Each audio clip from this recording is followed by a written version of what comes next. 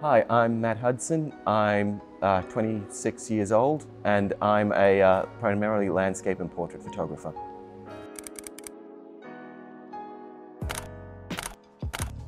Seven years ago, I was studying at the University of Newcastle a combined computer engineering and mathematics degree.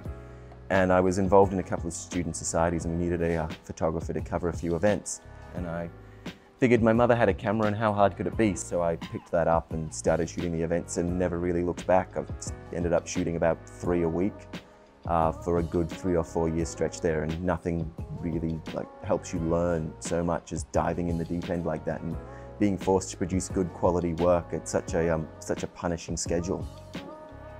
So when I graduated uni, I moved down to Sydney for work.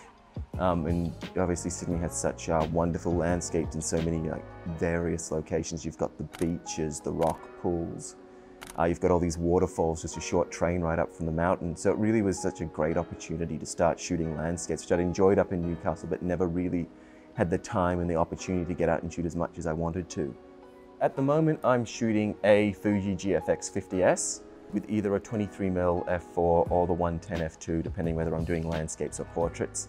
It's a fantastic system.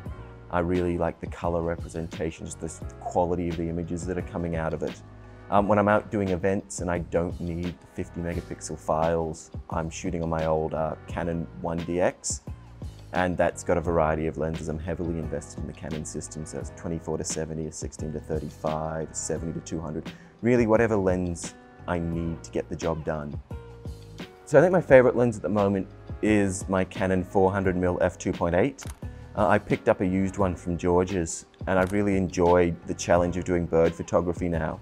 It's something that I've tried to do in the past but been limited by gear. Obviously having a big zoom is a massive requirement for getting small birds like parrots and finches. So having something like the 400mm that you can put extenders on and still get good quality results, I just opened up a whole new area of photography that I'm really sort of diving into and enjoying immensely.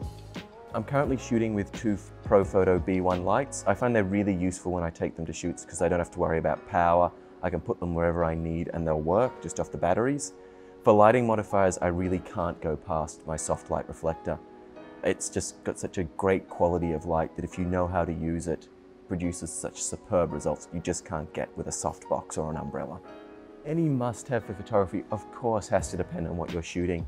Like when I'm out shooting portraits, a good set of studio lights, a good set of lighting modifiers like the Softlight reflector, you just can't go past good quality light, and being able to make that on demand is why I've got the Profotos. It just makes it so much easier.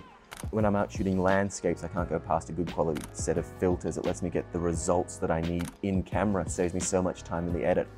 Now, for astrophotography, there's no better choice than a star tracker for getting those good results. It's expensive to get the high quality lenses, it's expensive to get a good camera. A tracker can be picked up for under $1,000. It will get you fantastic results, that you get nebulas and galaxies and the wide field shots that just pop with color and detail that just aren't possible unless you've got the tracking mount.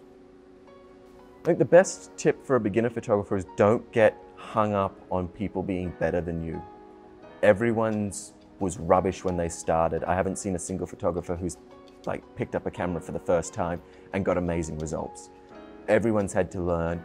When you look at people's stuff online, you're seeing the successes. You're not seeing the hundreds of failures behind. So when your stuff isn't as good as everyone else's, don't get disheartened.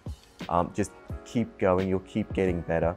I look back at stuff I've shot 6 months ago and think it's rubbish now because I can do so much better. And that's purely just from being out and shooting so much. And yeah, sure, it's not a pretty process. There's been days when I've thought everything I produce is rubbish and everything everybody else does is always good. How are they managing to be so good all the time? But you're really just seeing their highlight reel. You're the only one that sees your failure reel, and you need to realize that just because you failed a couple of times, it's not the end of the world. Everybody has the bad days, everybody takes crap photos.